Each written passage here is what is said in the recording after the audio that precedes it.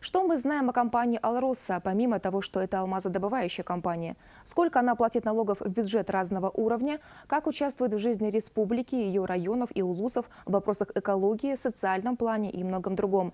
Обо всем этом мы не только сегодня поговорим с заместителем генерального директора акционерной компании «Алроса» Алексеем Дьячковским. Алексей Прокопьевич, здравствуйте. Добрый день, уважаемые телезрители.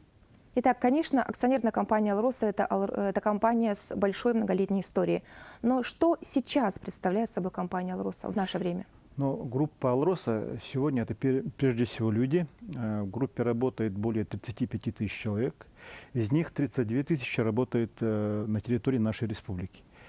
И что такое группа «Алроса»? Это 78 миллиардов рублей налогов и дивидендов в бюджетную систему республики.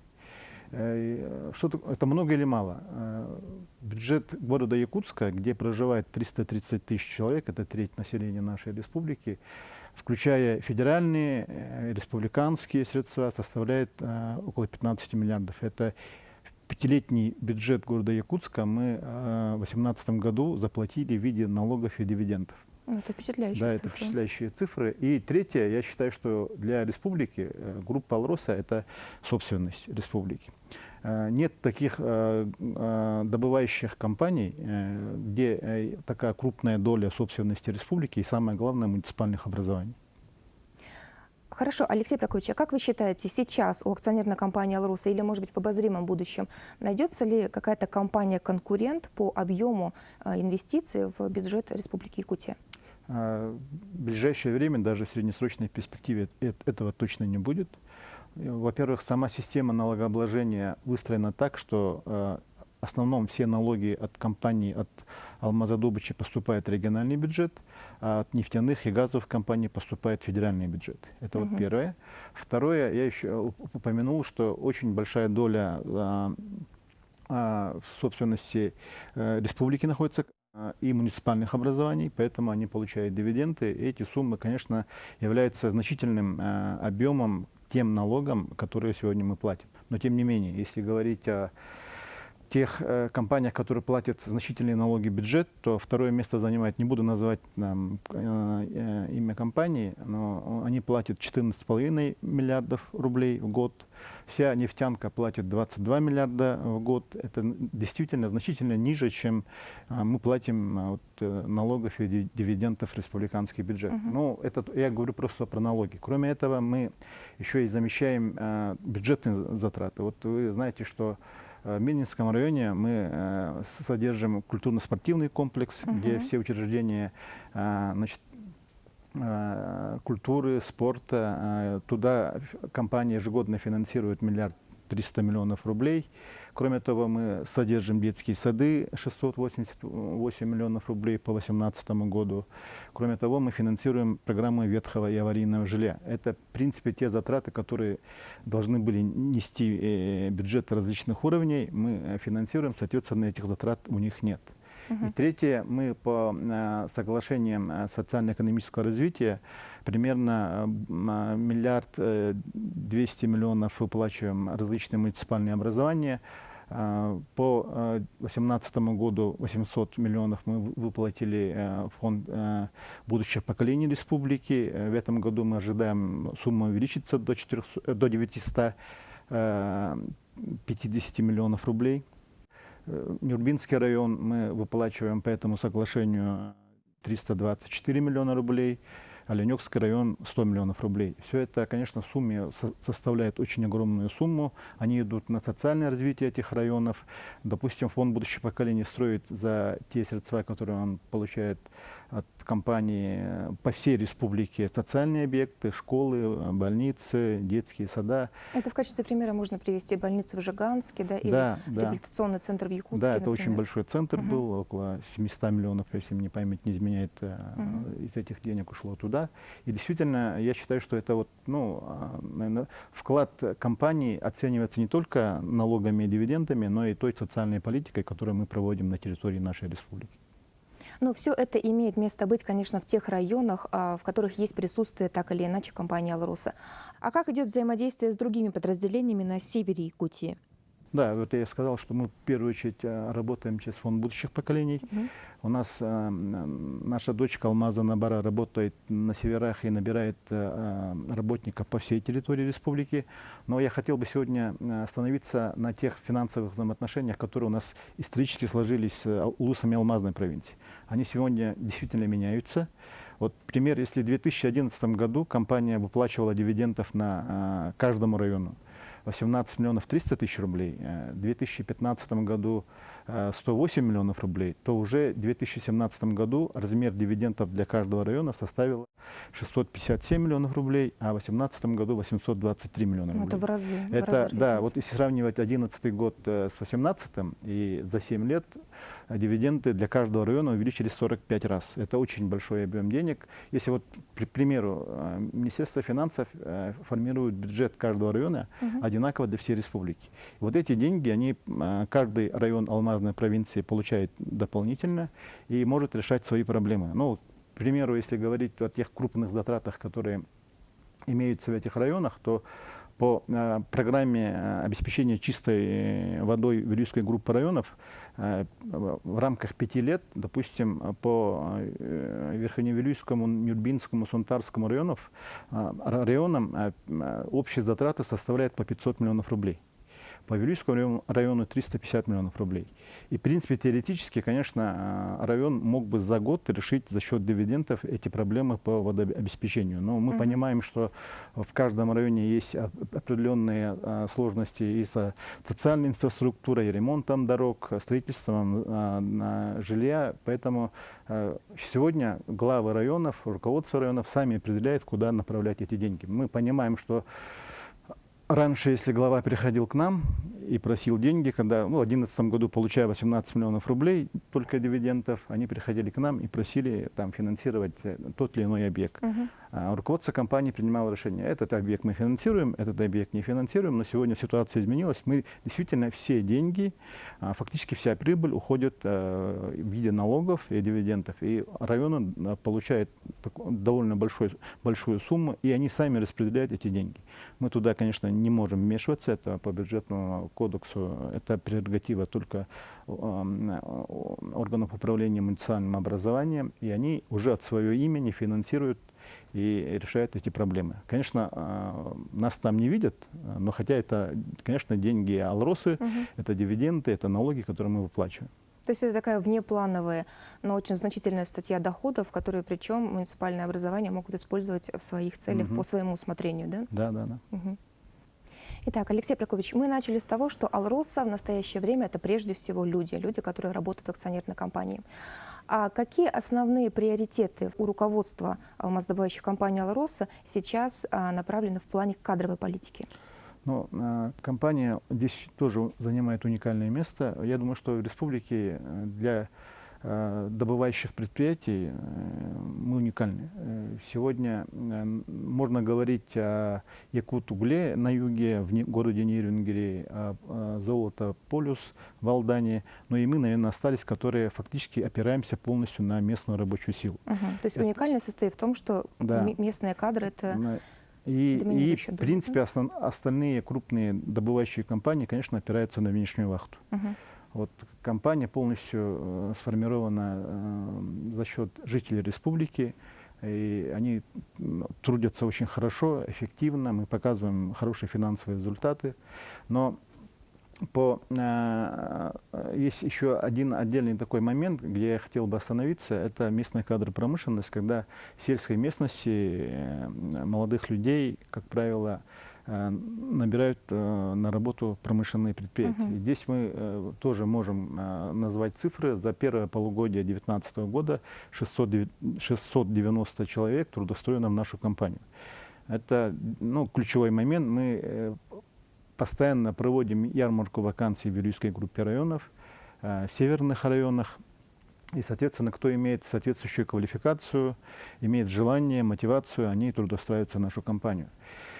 И кроме того, ну, прийти работать это одно, да, но Мгм. адаптироваться это второй вопрос, это достаточно сложный вопрос. И по поручению генерального директора компании разработана уникальная, я считаю, программа. Такой программы нет точно в нашей республике ни у кого, у крупных промышленных предприятий. Программа называется «Аргыс».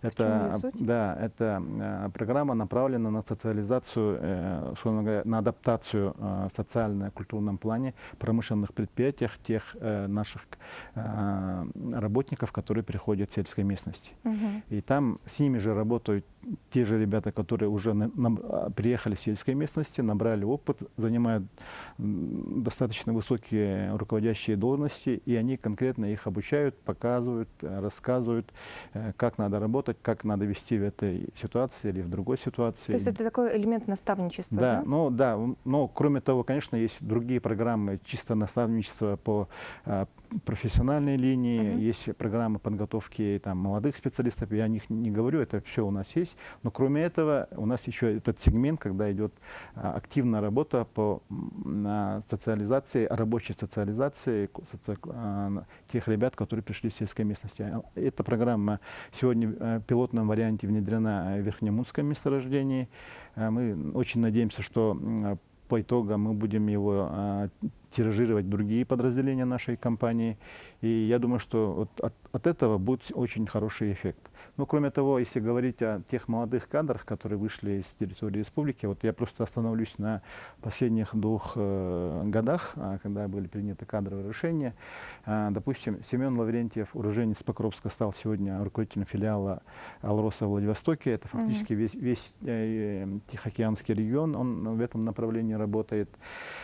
У нас Сергей Мантулов, главный обогатитель компании, он родился в поселке Солнечный Усмайского района. Анатолий Платонов, это уроженец села Чапанда Нюрбинского улуса, является руководителем Нюрбинского ГОК. Нюргун Захаров, уроженец села Дюхсогон Татинского района, является главным инженером Мирнинского ГОК. Ну, вот этот перечень можно продолжить, их очень много. Я просто вот останавливаюсь на тех, кого я знаю. И, в принципе, вот эти молодые ребята, это действительно наш кадровый потенциал. Это люди, которые, условно говоря, родились на этой земле, знают все особенности, его любят. И я думаю, что у них очень хорошее будущее с точки зрения и карьерного роста, и самореализации.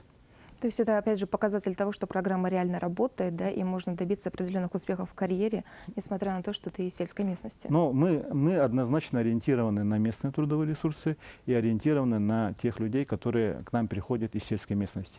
Здесь действительно в самой компании создаются условия, формируются программы, которые будут помогать им закрепляться на нашем предприятии и добиваться жизненных успехов. Это вот один из таких ключевых посылов руководства компании. Алексей Прокопьевич, а можно ли назвать какие-то определенные цифры в процентном отношении, сколько сейчас в компании работает людей вот, из действительно местного населения?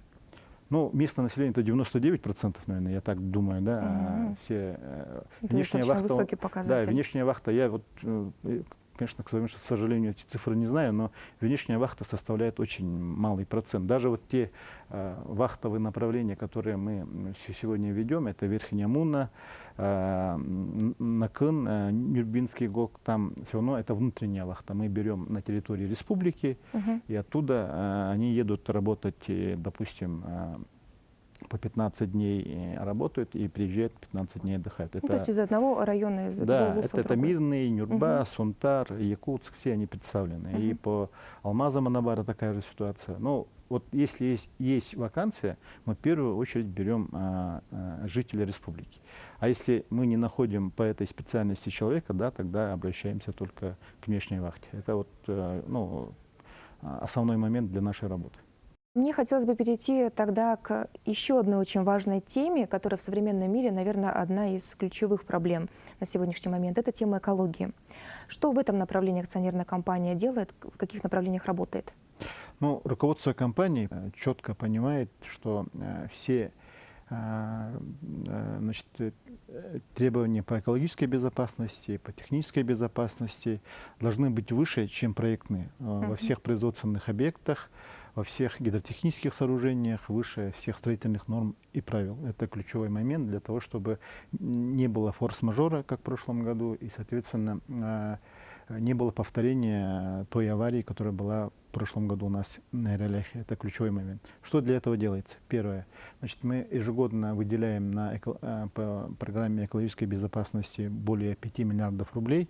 На 5 лет эта программа примерно составляет около 30 миллиардов рублей. Соответственно, мы усиливаем все направления, связанные с технической безопасностью, экологической безопасностью. Это работа ключевое направление для предотвратить возможные аварии с большим запасом. Это, вот, наверное, ключевой момент. Второе, конечно, республикой принята программа водообеспечения чистой питьевой водой Вилюйской группы районов плюс Жиганский район. Мы софинансируем эту программу. Если сумма программы составляет более чем 1,9 миллиарда рублей, то более 800 миллионов финансируется из нашей компании. Вот. И третий вопрос, это вот вопрос доверия. Это, вот, наверное, исторически так сложилось, уже еще с советских времен. Многие люди не верят тому, что мы говорим. Это есть такой момент. Многие не верят тем фактам, которые сегодня предоставляет Министерство охраны природы.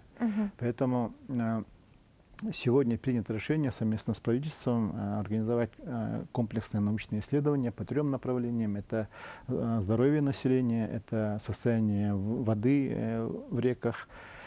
И третье – это наличие подземных источников, альтернативных источников питьевой воды в Вилюйской группе районов. Вот по ним тоже компания финансирует эту программу. Программа рассчитана на 3 года. И, соответственно, я понимаю, что наши уважаемые авторитеты, ученые, научные институты должны расставить все точки над «и». Потому что, когда нет доверия, любое событие, она приписывается, допустим, в нашем случае, компании.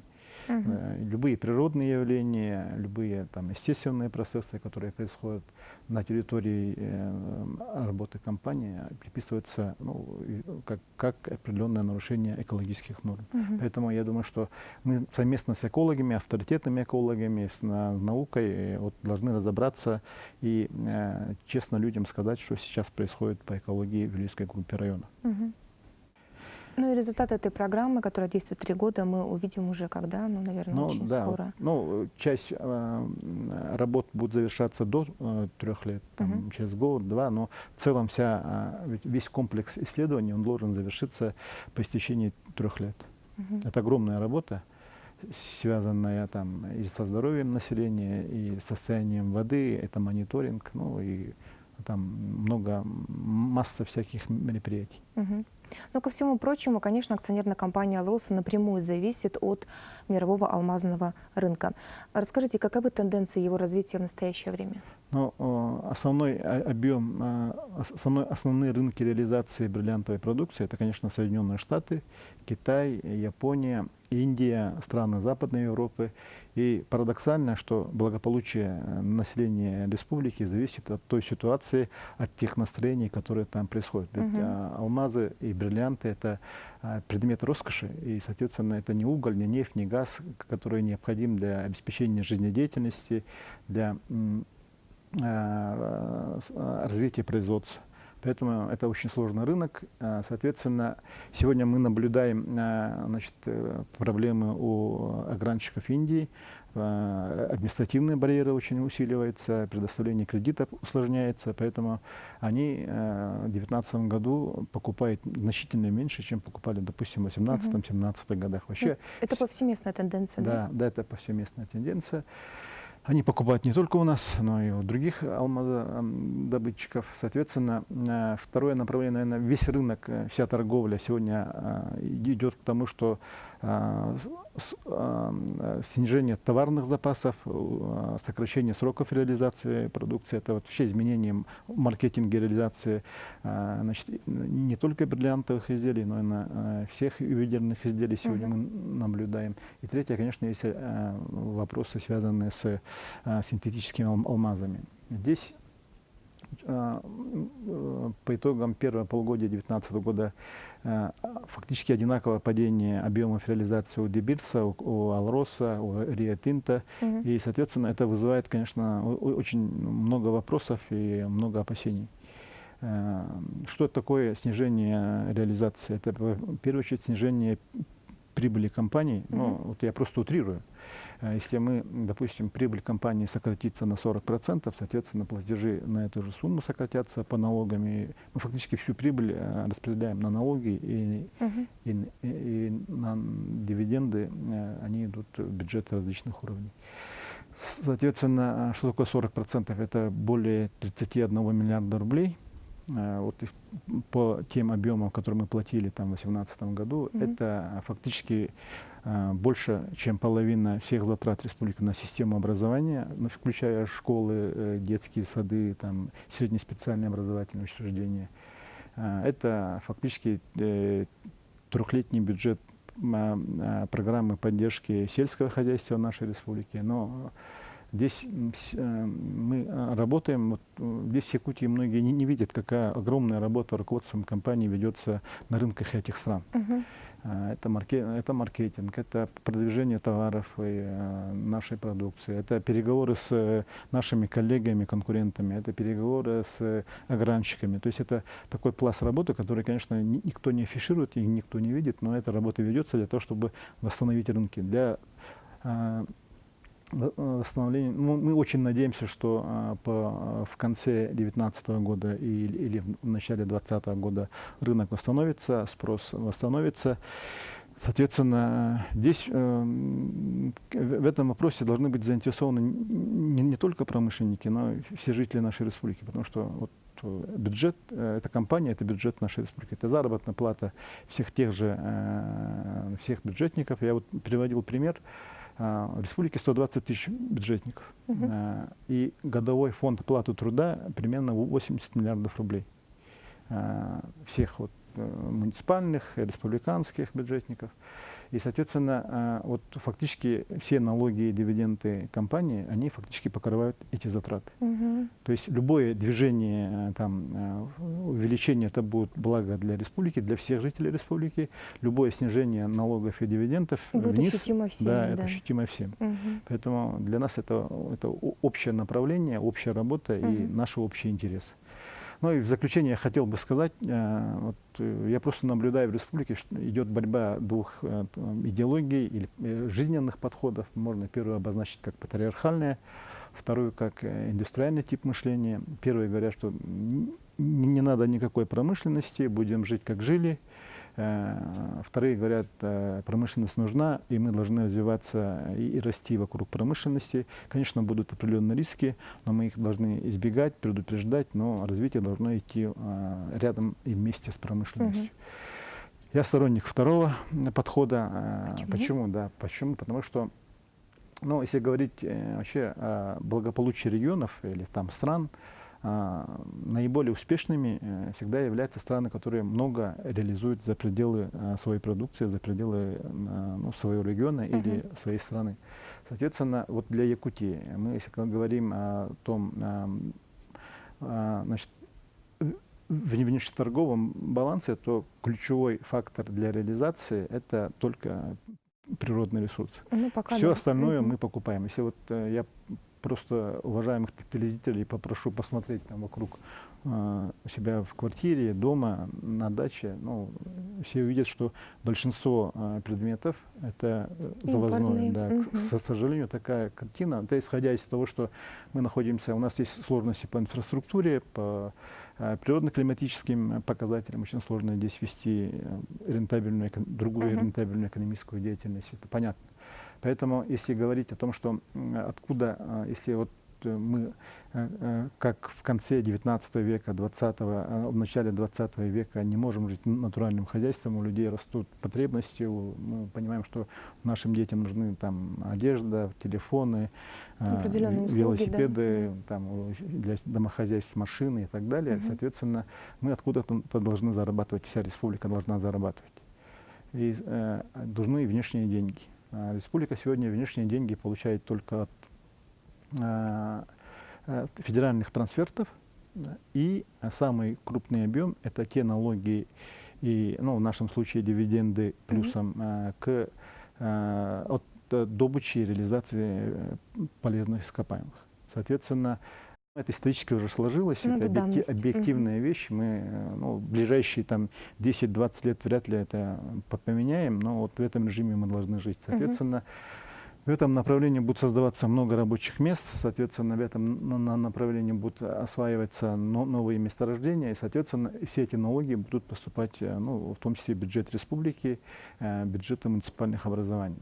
Что это дает? Это дает, конечно, возможность, вот в любом селе они говорят, давайте, вот когда мы приезжаем, разговариваем, там жители, ну, ставят очень правильный вопрос. Стройте школы, ремонтируйте дороги, значит, создавайте новые рабочие места, бюджетные, как правило. Но, соответственно, за счет чего? Да? Вот все эти вещи могут осуществляться только за счет бюджета.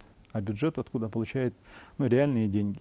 Только от добычи природных ресурсов. Все остальное вторично, потому что когда мы выплачиваем бюджетникам их выплачиваем бюджетникам заработную плату, их за счет тех налогов от добычи природных ресурсов, они облагаются налогом на доходы физических лиц. Это тоже является источником дохода. Потом, когда бюджетник или там любой житель республики идет, покупает какие-то товары в магазинах или там в торговле, это доходы предпринимателей, их облагают налогом. Соответственно, все, что поступает в бюджет, это вторично.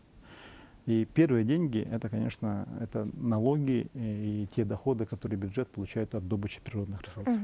В других странах они могут и не получать от там, реализации ювелирных изделий, где-то от продажи автомобилей, гаджетов и так далее. Но у нас структура такова, что мы работаем в сегменте добычи природных ресурсов в мировом рынке. Ну да, основная статья дохода. И, соответственно, это вот один из ключевых моментов, потому что благополучие каждого человека — это не только промышленников, но и каждого там, жителя села, города Якутска, северов, зависит от того, как будет работать промышленность.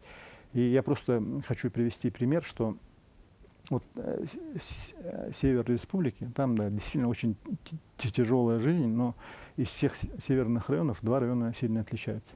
Анабарский и Оленёкский, потому что там есть компания. Да, вот, ну, простой пример. Если для всех северных районов Минфин формирует по своей методике бюджет, вот Анабарский район, где проживает 4000 человек, получает бюджет 800 миллионов рублей. Ну, также распределяется по всем северным районам. Но Оленёкский район, я прошу прощения, Оленёкский район 800 миллионов получает. И плюсом к этим 800 он от компании получает в виде дивидендов и по соглашению о социально-экономическом развитии более, примерно, ну, в 2018 году район получил 923 миллиона рублей, плюсом к тем 800. И, соответственно, у него есть возможность для развития социальной инфраструктуры, там, ремонта дорог, домов, поддержки бюджетных организаций своих. Соответственно, ну, вот, ну, просто хочу привести такой конкретный пример. И еще хочу остановиться на одном моменте. Мы когда, да, валовый региональный продукт в 2018 году превысил 1 триллион рублей, там большая часть — это доля добывающих компаний. Соответственно, бюджет налоги получает, но еще один есть ключевой момент. Там рабочие места в ближайшее время будут создаваться в сфере добычи природных ресурсов. И в моем понимании люди, жители республики максимально должны идти туда работать. И их должны там брать. Мы, соответственно, должны дать соответствующую квалификацию. Их должны обучать уже, готовить для того, чтобы они там работали. У людей должна быть мотивация. Соответственно, компания, вот уникальная компания, да, но таких компаний, как мы, мало. Есть разные, там, нефтянка, добыча газа, золота. И там действительно туда должны, в первую очередь, идти, в том числе, жители республики. Тогда заработная плата будет оставаться здесь, она будет осваиваться на территории республики. Это мультипликативный эффект, это развитие системы услуг, предпринимательства и так далее. А сегодня во многом, конечно, другие компании работают вахтовым методом, они осваивают эти деньги в других регионах. А мы даже вот внутреннюю вахту, если говорим о Верхнем Уне, на Кынском месторождении, это внутренняя вахта. Мы все равно набираем на территории республики. Потом, если не найдем соответствующего специалиста, только обращаемся к внешней вахте. Поэтому я думаю, что именно промышленный путь развития – это, наверное, ключевое направление для жизни нашей республики, это наше будущее. Спасибо вам, Алексей Прокопьевич, что стали гостем нашего сегодняшнего эфира. Я напомню, в гостях у нас был заместитель генерального директора акционерной компании «Алроса» Алексей Дичковский. Всего вам доброго, до встречи.